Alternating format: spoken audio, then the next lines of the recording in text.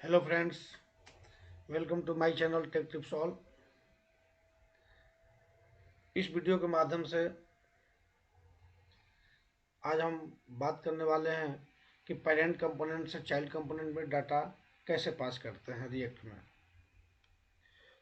तो data passing करने से पहले हम ये समझेंगे कि पेरेंट कंपोनेंट होता क्या है और चाइल्ड कंपोनेंट होता क्या है।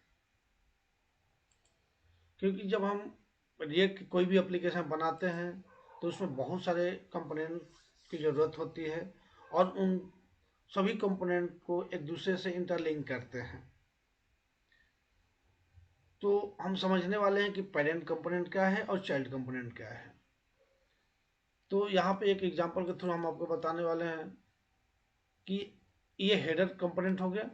हेडर कंपोनेंट के अंदर नेविगेशन इंपोर्ट हमने किसको कराया है, नेविगेशन को।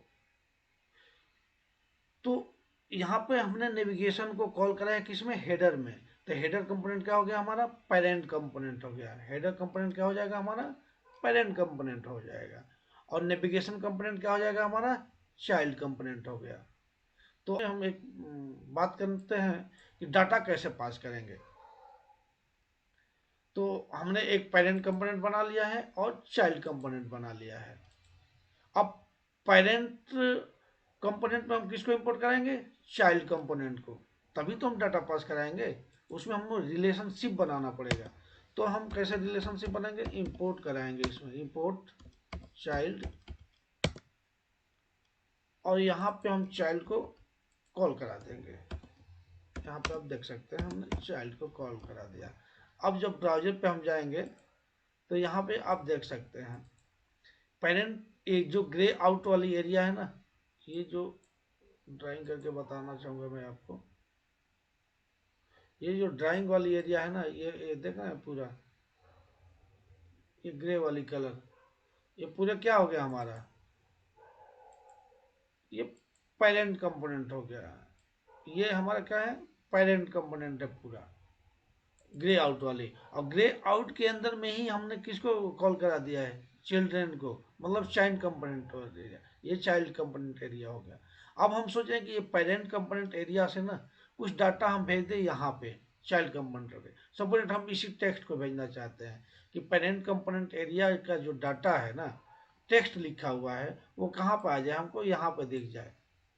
तो कैसे हम करेंगे, चलते हैं आगे। तो अब आपको हम बताने वाले हैं, यहाँ पे हम क्या करेंगे कि ये इस डाटा को, हम किस डाटा को ले जाना चाहते हैं, इस डाटा को, पेरेंट कंपोनेंट एरिया का जो टेक्स्ट स्ट्रिंग लिखा हुआ है उसको हम चिल्ड्रेन में दिखाना चाहते हैं। तो यहाँ पे हम क्या लिख देंगे, पेरेंट डाटा। ये पेरेंट डाटा हमने क्या लिख दिया, ये प्रॉप्स हो गया। अब प्रॉप्स की जो वैल्यू होगी ये क्या होगी, पेरेंट कंपोनेंट एरिया हमने लिख दिया। तो ये क्या हुआ, पेरेंट डाटा हमारा प्रॉप्स हो गया। अब ये प्रॉप्स ये हो गया। अगर मान लीजिए हम अपना नाम प्रिंट कराना चाहते हैं चिल्ड्रेन में, तो हम क्या ले लेंगे, नेम ले लेंगे। या नेम की जगह हम ईएमपी नेम ले लेंगे, कुछ भी आप ले सकते हैं। या अब ईएमपी नेम में हमने अपना नाम ले लिया, रविंद्र सिंह। ठीक। अब ये चाइल्ड कंपोनेंट का हमने बोला कि तुम्हारे पास दो प्रॉप्स है, एक प्रॉप्स पेरेंट डाटा है और दूसरा क्या है, ईएमपी नेम। पेरेंट डाटा में पेरेंट कंपोनेंट एरिया है और ईएमपी नेम जो प्रॉप्स है उसमें रविंद्र सिंह है। अब इसको हमें क्या करना है कि चिल्ड्रेन वाले सेक्शन में दिखाना है।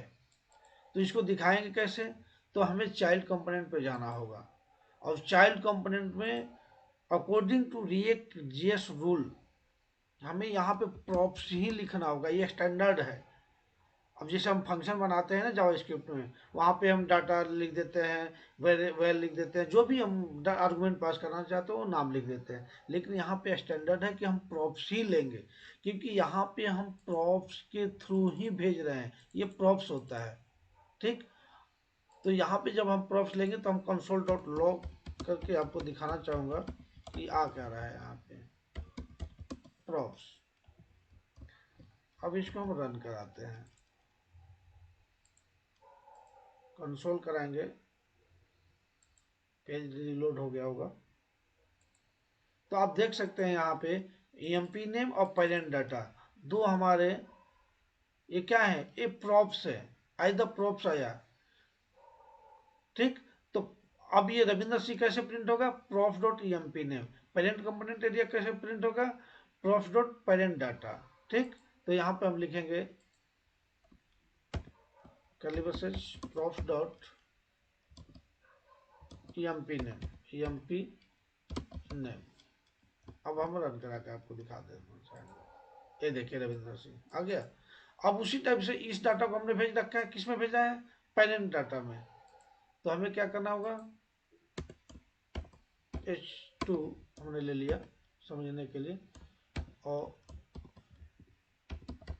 Tops dot parent data run करा दिया।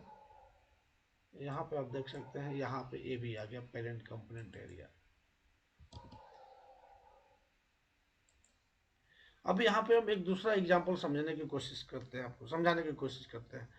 सपोज मैं यहाँ पर टाइप करूँ कुछ भी, जैसे हम रविंद्रा लिख दिया, तो ये रविंद्रा टाइप किया हुआ टेक्स्ट कहाँ पर दिखे, हमारे चिल्ड्रेन वाले एरिया में दिखे, मतलब रेड सेक्शन में दिखे, चिल्ड्रेन वाले एरिया में। तो इसको कैसे दिखाएंगे हम, तो यहाँ पे आप देख सकते हैं कि मैंने एक टेक्स्ट फील्ड लिया है, टेक्स्ट फील्ड में ऑन चेंज लिया है, टाइप किया हुई चीज़ों को हम ऑन चेंज के थ्रू ही कैरी कर सकते हैं। और यहाँ पे हमने एक वेरिएबल लिया है एम्प्लॉय आईडी, स्टेट बोल सकते हैं, रिएक्ट में हम स्टेट बोलते हैं, 1 2 3 इसकी वैल्यू है बाय डिफ़ॉल्ट। यहाँ पे हम फंक्शन के थ्रू इनपुट फंक्शन लिया है, और सेट एम्प्लॉय आईडी हमने कर दिया event dot target dot value. तो मेन हम समझाने वाले हैं कि इस जो एम्प्लॉय आईडी स्टेट है हमारा, इसको हम कैसे सेंड कर सकते हैं वहाँ पर चिल्ड्रेन में, कि जो भी हम टाइप करें वो डाटा हमें मिल जाए। तो यहाँ पे हम लिख देंगे टाइप डाटा, टाइप किया हुआ डाटा मतलब किस में स्टोर हो रहा है, किस स्टेट में, एम्प्लॉय आईडी स्टेट में। तो यहाँ पे हम एम्प्लॉय आईडी डायरेक्ट लिख देंगे, सॉरी यहाँ पे हम क्या लिख देंगे, एम्प्लॉय आईडी। ओके। अब ये टाइप डाटा जो है हमारा, ये क्या है, प्रॉप्स है।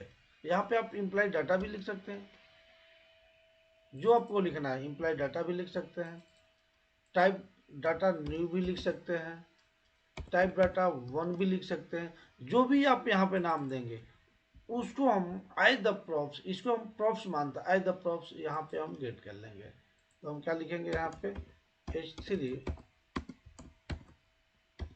Props dot type data 1 and run करा देंगे।